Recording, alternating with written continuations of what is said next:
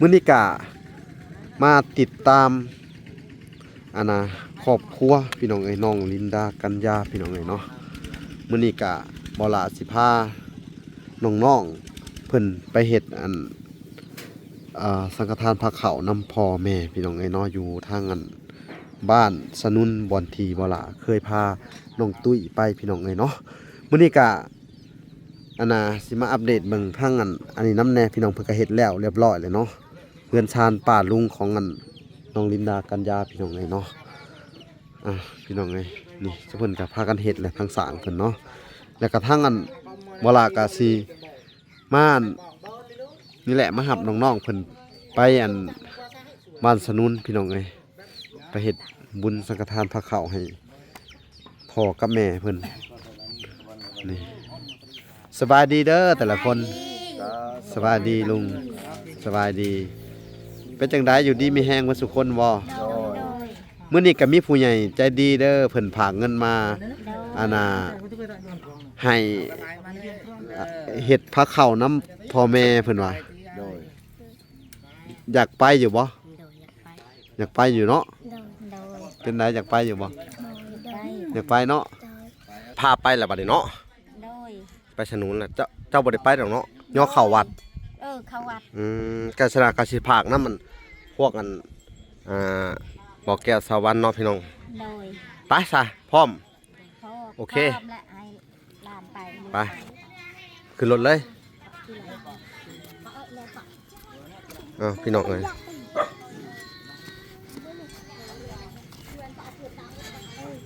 ไปบัดนี้สบายดี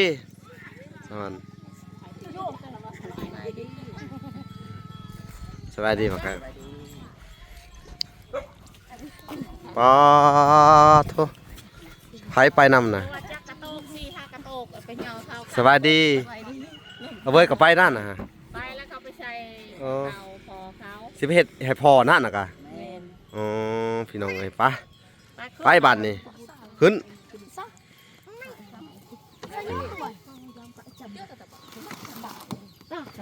เอาเด้อ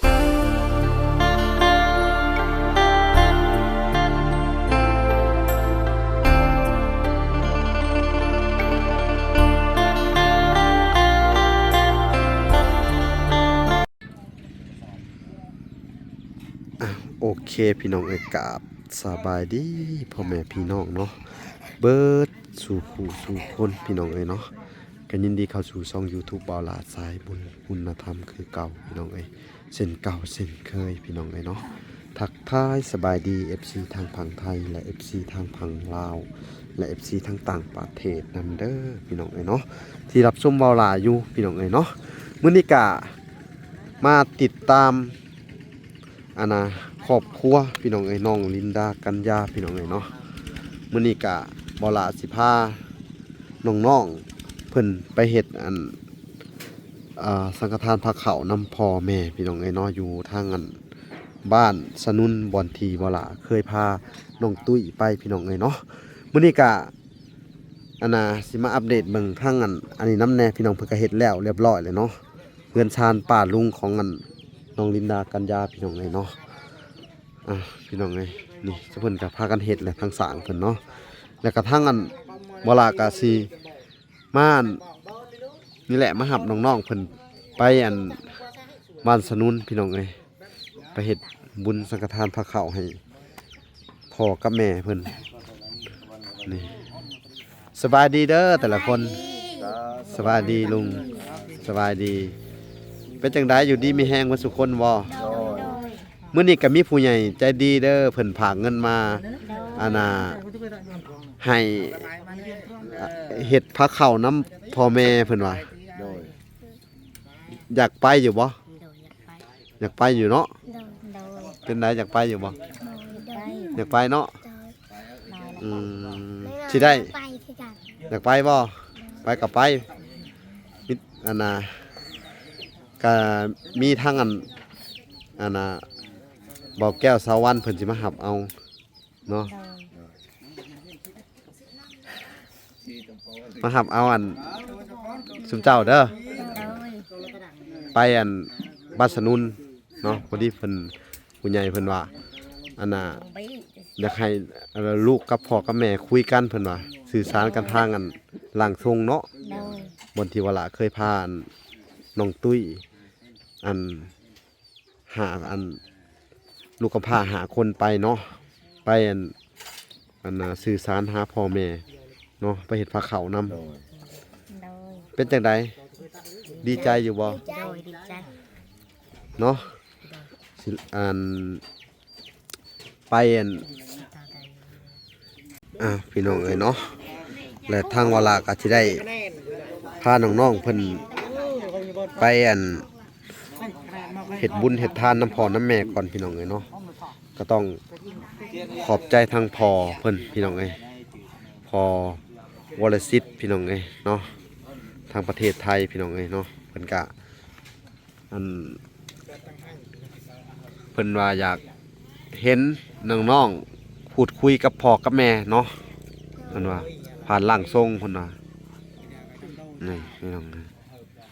เนาะทางเฮือนลุงก็เรียบร้อยเนาะลุง โดย อืมทางสร้างเพิ่นก็เกาะให้เรียบร้อยเนาะเออคันต้นนี้หา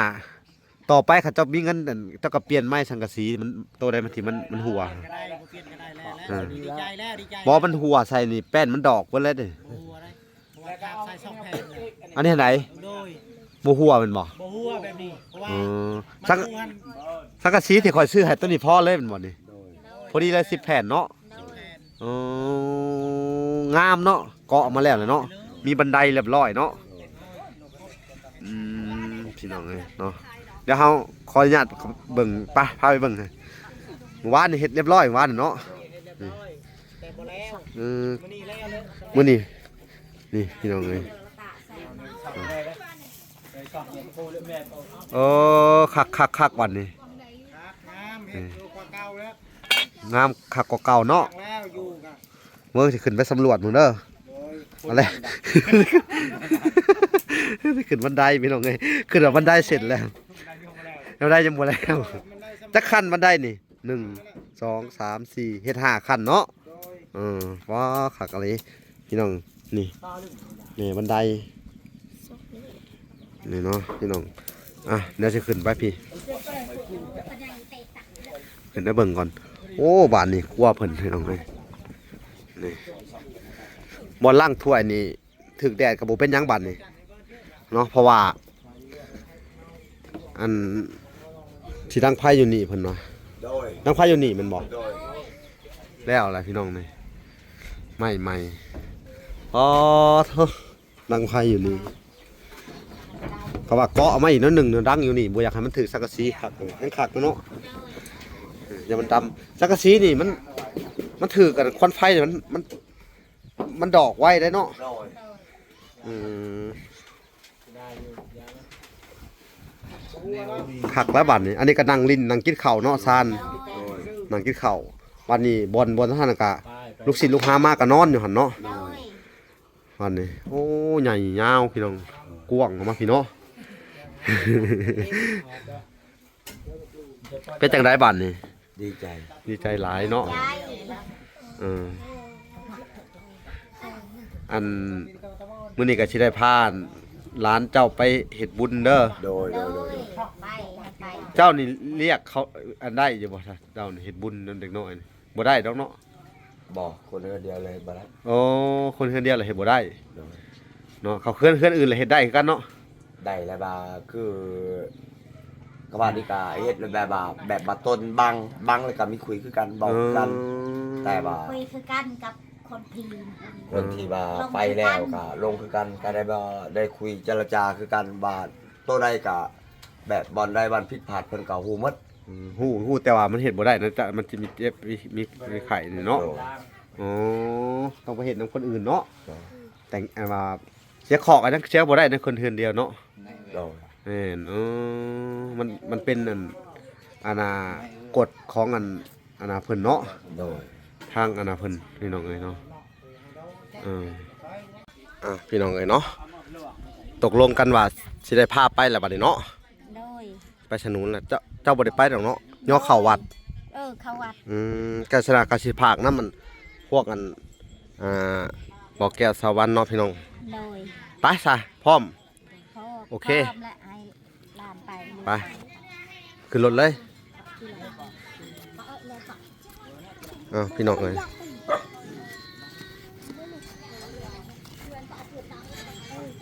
ไปบันนี่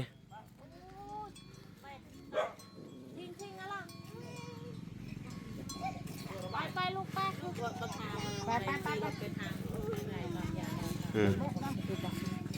สบายดีสวัสดีสบายดีมากครับปอโทไผไปนำนะสบายดีเอาเว้ยก็ไปนั่นนะฮะ ไปแล้วเขาไปใช้เขาพอเขา สิไปเฮ็ดให้พ่อนั่นน่ะกะ เมน อ๋อพี่น้องเอ้ยไปบัดนี่ขึ้น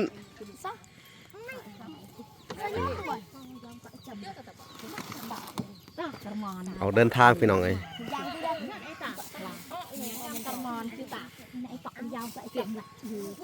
เอาไหมโอ้ยมีปะเอามาปะไปเ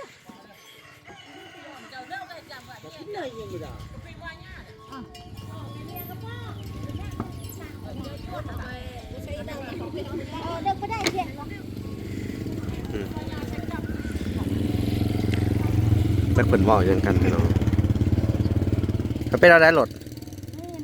ใช่พร้อมหลุด ชาติเขาก็ตัดสายให้น่ะ แต่ฮะนะแล้วควันมันออกปุ่ม น่ะก็น้ำมันเฮาหย่อยมันก็ถึกนี่มันก็น่ะน้ำมันขึ้นใส่พริก ไปห้าท่อไม้ ลงมาผีเด้ ดึงให้มันยืดดู บ่ตะกี้ก็ยาวนี่เขาไปตัดใส่อีกเนาะฮะวันนี้เวลาเฮาไปมันก็ลดเนาะ มันลดเมื่อกี้นี่มันก็ลดมันห่อนคือยังนี่ ได้อยู่บัดนี้เนาะเบิ่ง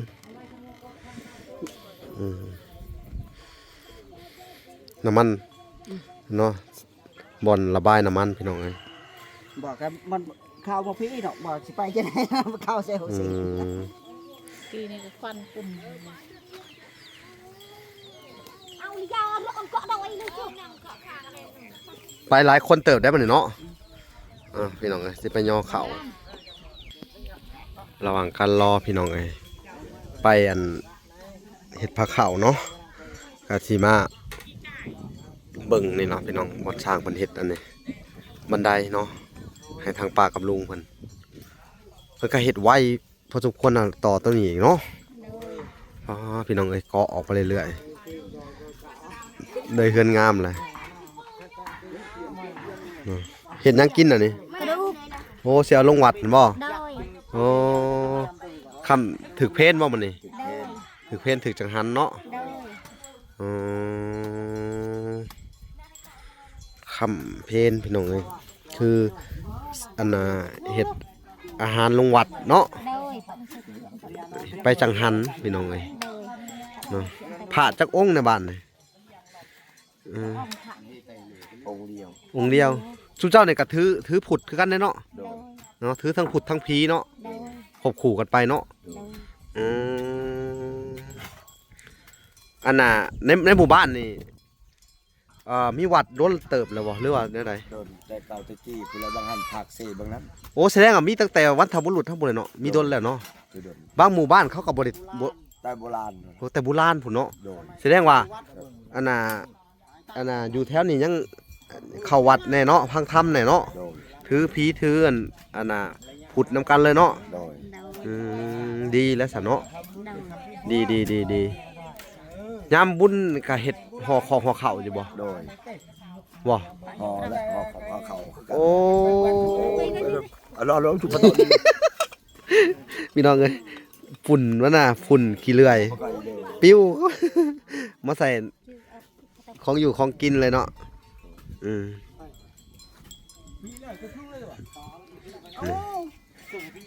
อันน่ะส่วนร้ายนี่อันน่ะลกจังหันตลอดเนาะ โดย เพิ่นฮอดมือบ่ อ่อนมือ อืม คือว่าคือน้อยนี่ว่ามือนี่มือเดียว อืม แล้วก็เปลี่ยนไปเรื่อยๆมันเขาเขตอยู่ในตลาด เขาเขียนอยู่ในตลาดนี่เนาะ โดย แสดงว่า3-4ทิศผู้จังฮอดเทื่อหนึงบ่ ป่าแล้วอันนี้ผมก็ได้นี่กา แล้ว นี่แหละ มื้ ก็ อ แล้ว นี้แล้ว ปีหน้าอีกแล้วมันหลาย ปีหน้าอีกแล้วมื้อนี้แล้วแล้ว มื้อเดียวสุดท้ายแล้ว แสดงว่ามันหลายคนอะไรนี่ หลายคน ปีหน้าพุ่น ปีหน้าพุ่นแล้ว ปีละเทื่อ ปีละเทื่อ โอ้ย สี่ลัง40ลังเฮือน ต่ออ๋อ มา40 เตอหมูกะย่ำกันเลย มันก็200ไปราคาเฮือน 200ปลาย 200ไป อ๋อ จะเข้า300 300มันกับปีหนึงพุ่นนี้แล้ว 300เนาะ 365วันพี่น้อง ปีหนึง ปี ปีหนึ่งปีหนึ่ง2เทื่อเนาะ เลย โอ้ก็ธรรมดาแล้วซะเนาะ เลย อืมแสดงว่าเฮือนละคนเฮือนละเทื่อเนาะ โดย สาม เฮือนละ3 ครัว ทางครอบครัว ได้เพื่อนแล้วก็มือหนึง อืม สามลังเฮือนมื้อนึง เออเนาะพี่น้องเอ้ยนี่ทางสร้างเพิ่นก็สิเฮ็ดบ่บัดนี้บันไดแล้วบัดนี้เนาะ โดย แล้วบัดนี้แล้วมื้อนี้เนาะอืมพี่น้องเอ้ยเฮ็ดบันไดคืออันนั้นตามจุดประสงค์ของทางอันแม่ตู้เพิ่นบอกเนาะอืม